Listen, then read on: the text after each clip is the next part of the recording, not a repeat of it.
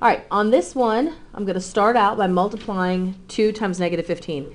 Remember that the reason I know to do this is because there's a number in front of my n squared in this case. It could be x squared, it could be q squared, whatever squared. If there's a number in front of it, and that number can't be factored out, I haven't been necessarily remembering to do that on every problem, but really I'm supposed to always check, and the reason is I know that these don't have one on the first few, but always check to see if there's something you can factor out, a GCF. There's nothing here, because 2 doesn't go into 7 or 15, and there's not an n over here, so there's nothing I can factor out, so that's cool. If once you've checked that, if there's still a number in front of the x squared, you have to do grouping, or you have to do something that is a method of factoring when a is not equal to 1. So we have chosen grouping as our method, so we're going to do 2 times negative 15 to start. That gives you negative 30. And now I need to find two numbers that multiply to give me that, and add to give me negative 7, the middle term, from right here. So two numbers that multiply to give me negative 30 and add to give me negative 7. What is it? Negative 10 and positive 3, right? That works perfectly. Okay, so now I'm going to take this middle term and I'm going to split it up into two terms. Don't forget to put the n on both of them. Negative 10, positive 3. So 2n squared and negative 15 just come down.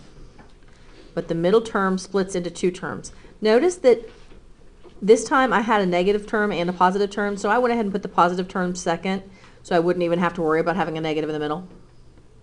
It really doesn't matter though. You could have put plus negative 10n. These two can be in either order. The only difference it's going to make is if you did it in the opposite, if you put 3 in here and negative 10 in here, then our next couple of steps would look a little different, but at the end we'd get the same answer. Okay, so it doesn't matter which order you write these two in. Now I'm going to group, okay, in pairs. What's the greatest common factor of the first set? 2n, good. Don't forget the variable. You've got to pull that variable out or else you're not going to be able to get your parentheses to match in the next step. Okay, so remember to pull out the common variable here. We got an n in both of those. And that leaves me with n minus 5. And that's what I need this to look like after I pull out something here. So what am I going to pull out?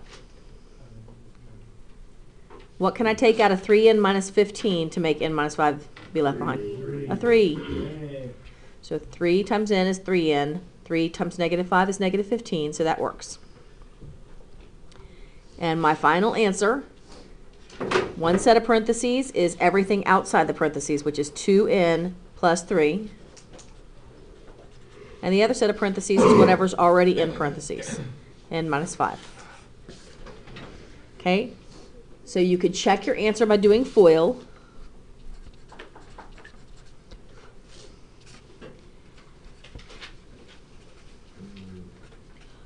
Or however you like to multiply two binomials.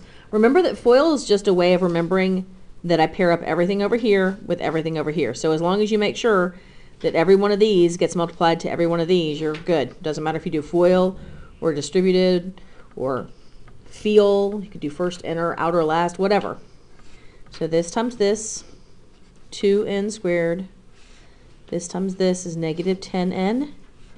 This times this is positive 3n. And this times this is negative 15. 2n squared minus 7n minus 15. And sure, that is exactly what I started with. So it checks out.